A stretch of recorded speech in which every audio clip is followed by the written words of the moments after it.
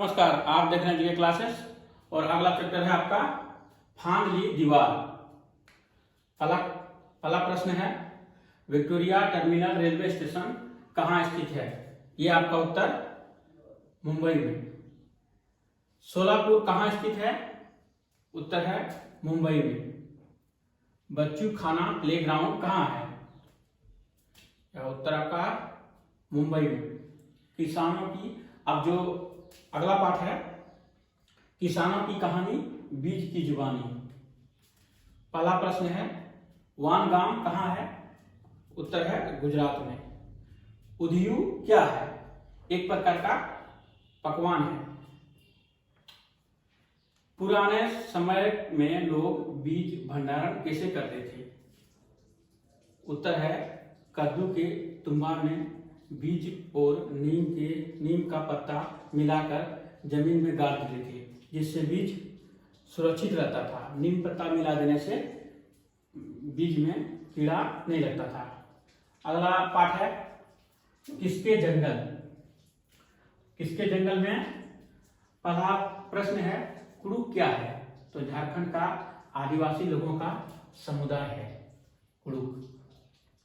कुड़ुक भाषा में जंगल को क्या कहते हैं? तोरान कहते हैं।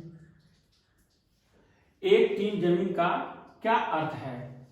1-3 जमीन को जितना जमीन में बोया जा सकता है उतना जमीन 1-3 जमीन कहलाता है। सूर्यमणि कौन है? सूर्यमणि कौन है? उत्तर एक गर्ल स्टार है। झूम खेती क्या है? उत्तर है एक फसल को काटने के बाद जमीन को कई वर्षों तक खाली छोड़ दिया जाता है। उस जमीन में उगे घास झाड़ी को काट कर उसी जमीन में जला दिया जाता है। राख जमीन को उपजाऊ बनाती है और बीज बोने के लिए जुताई नहीं करते बल्कि हल्का हल्का खोद कर जमीन बीज को बोते हैं। इसे झूम खेती कहते हैं। पाठ है किसकी झलक किसकी छाप। इसमें पहला प्रश्न है गेगर मंडल कहाँ से है? उत्तर है ऑस्ट्रेलिया से। दूसरा प्रश्न है गेगर मंडल ने कितने पौधे पर अपना प्रयोग किया था? तो उत्तर है 28,000 पौधों पर अपना प्रयोग किया था। गेगर मंडल ने कौन सा सिद्धांत दिया था? तो गेगर मंडल ने आनुवंशिकता का सिद्धांत दिया था। अगला पाठ फिर चला काफिला। इसमें पहला प्रश्न है दशहरा कब आता है? तो उत्तर है वर्षा ऋतु के बाद आता है। पूरन पोली क्या है? तो उत्तर है मीठी रोटी जो गुड़ और जैम से बनाई जाती है। पूरन पोली को मसालेदार कड़ी के साथ खाया जाता है। तीसरा प्रश्न है किस शहर के लोग दाल में मीठा डालकर खाते हैं? तो उत्तर है आपका नागपुर में जो लोग हैं दाल में मीठा डालकर खाते हैं।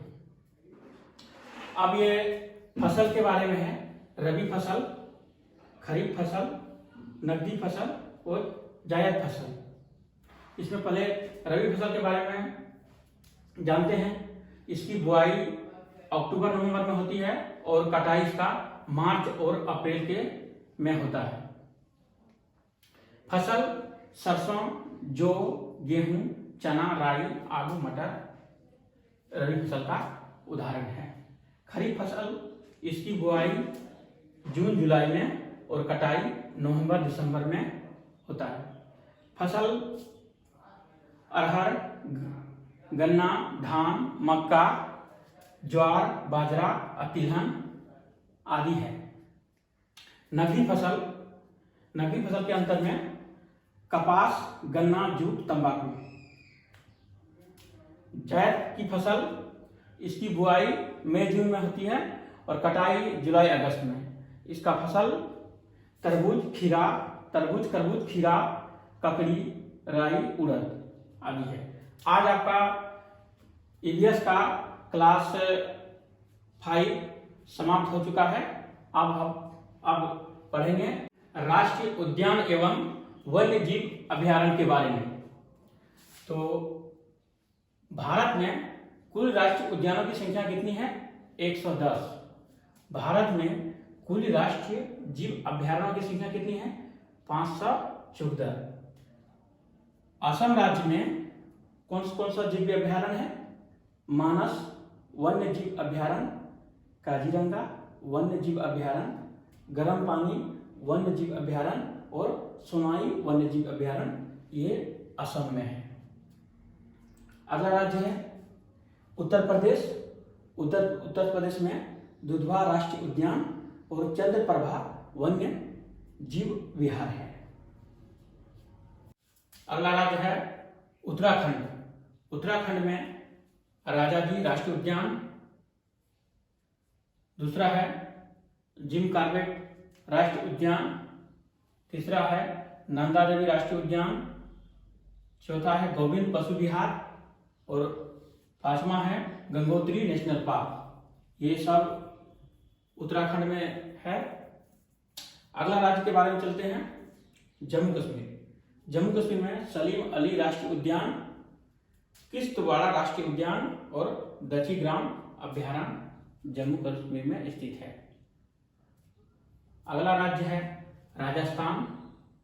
राजस्थान में घना पक्षी राष्ट्रीय उद्यान, केवला देवी राष्ट्रीय उद्यान, सरिस्का राष्ट्रीय उद्यान और रणथंभौर राष्ट्रीय उद्यान स्थित है। सीटेट 2021 में जो महत्वपूर्ण क्वेश्चन बनता है क्लास 1 to 5 के लिए, पहला प्रश्न है भारत में सबसे अधिक राष्ट्रीय उद्यान किस राज्य में है? उत्तर है मध्य प्रदेश 11। दूसरा प्रश्न है भारत में सबसे अधिक वन्य जीवन अभयारण्य किस राज्य में है? अंडमान निकोबार 94। तीसरा प्रश्न है भारत का सबसे बड़ा राष्ट्रीय उद्यान कहाँ है? तो लेह में है हिमिस राष्ट्रीय उद्यान। चौथा है भारत का सबसे छोटा राष्ट्रीय उद्यान कहाँ है? अंडमान निकोबार साउथ बटन के नाम से है। भारत का पहला राष्ट्रीय उद्यान कौन सा है? तो जिम कॉर्बेट राष्ट्रीय उद्यान है, जो जिसका पुराना नाम हेली नेशनल पार्क